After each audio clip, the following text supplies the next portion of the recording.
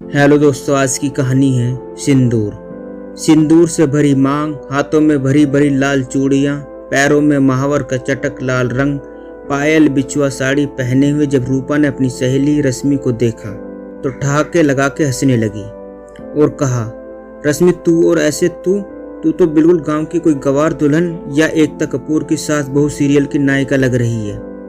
आजकल कौन करता है ये सब? ये बेस क्यों बना रखा है, वो भी मुंबई जैसी मेट्रो सिटी में। तू तो पढ़ी लिखी गवार निकली। एमबीए करने तो तेरा बिल्कुल बेकार रहा।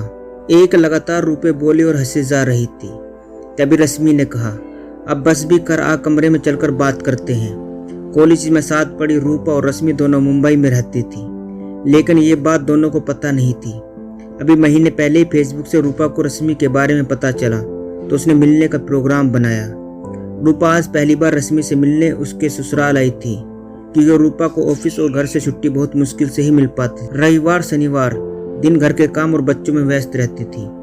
वही रश्मि अपने पति के साथ उनके व्यवसाय को संभालती थी, क्योंकि उसके ससुराल वाले फर्नीचर और गारमेंट्स का व्यवसाय करते थे। रश्मि रूपा को लेकर कमरे में आ गई, लेकिन उसने वापस वही सवाल किया, अरे तू बता तो कि ये बहन जी टाइप सिंदूर लगाकर क्यों है तू?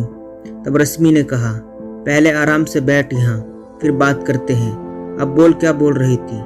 रूपा ने कहा, मैं ही बोल रही थी कि ये सब इतना कुछ पहनकर तू काम कैसे कर पाती है? मैं तो 10 कदम भी न चल पाऊँ। साड़ी पहनकर इस तरह से 16 श्रृंगार करके बड़ी मुश्किल से तो तीज और करवा चौथ पर करती हूँ, वो भी पूजा खत्म होते तुरंत उतार देती हूँ। कहीं तुझे तेरी सासू माँ के डर से तो ये सब नहीं करना होता? अगर हाँ तो साफ साफ लफ्जों में बोल दे कि आपको करना है, करो। मुझे कोई उम्मीद मत रखना, क्योंकि मुझसे नहीं होगा ये सब। ये सास नाम की महिला होती ही ऐसी है।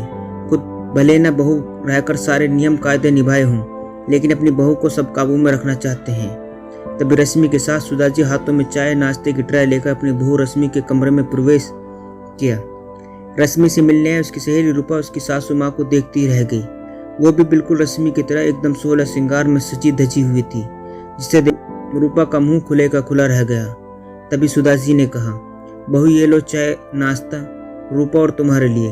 आवाज सुनकर रश्मि ने पलट कर देखा तो उसकी सास दरवाजे पर खड़ी थी और उसने खड़े होकर सास के हाथ से ट्रे पकड़ते हुए कहा, माँ जी आप क्यों परेशान हुई?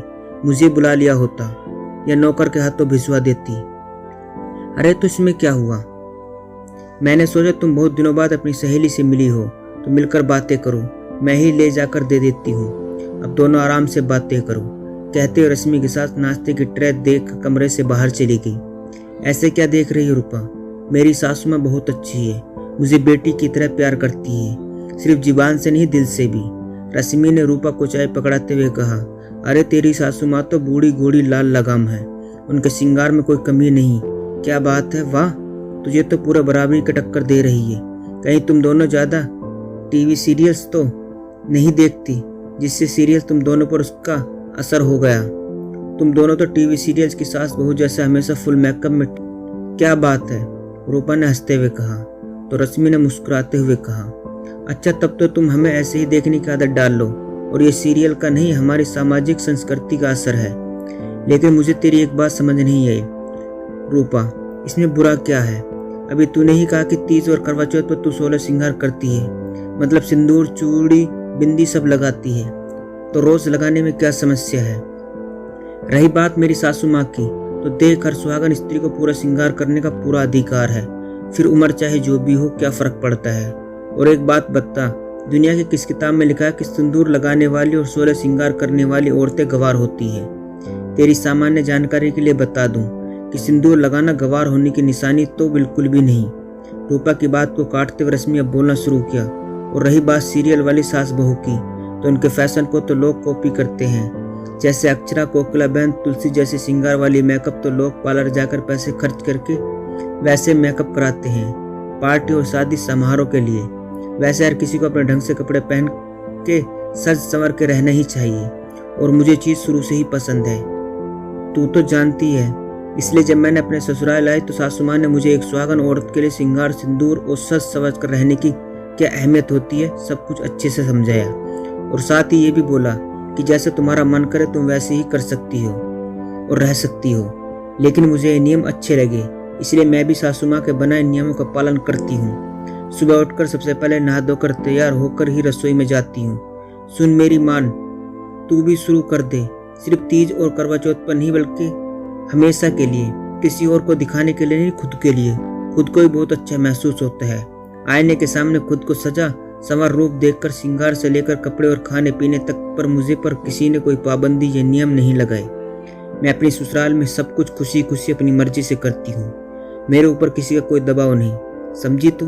वैसे भी जैसे हर किसी का अपना कोई ना कोई शौक और पसंद होता है, वैसे मेरा भी है।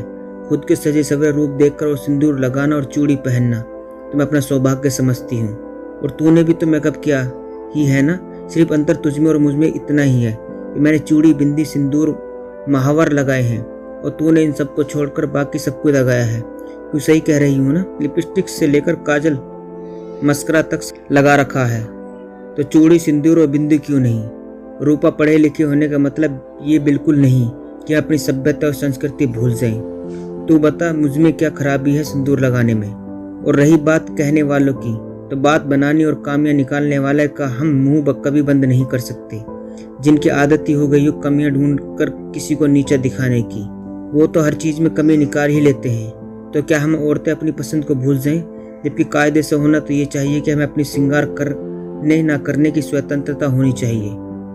हम औरतों को कभी भी एक दूसरे का पहनावे श्रृंगार को लेकर एक दूसरे का मजाक नहीं बनाना चाहिए। रूपा निरंतर रश्मि का मुंह देखने लगी, फिर उसने बात टालते हुए कहा, अच्छा बाबा, तू जीती मैं हारी, अब ठीक है। वैसे बातों में तुझे कोई कहाँ जीत सकता है। चलो और बता, किसी और से मिलना हुआ कॉलेज के बाद या नहीं। कहकर रूपा रश्मि से कॉलेज से जुड़ी अन्य बातें करने लगी। दोस्तों बस इतनी सी थी ये कहानी। दोस्तों कहानी अच्छी लगी हो तो चैनल को सब्सक्राइब करना ना भूलें।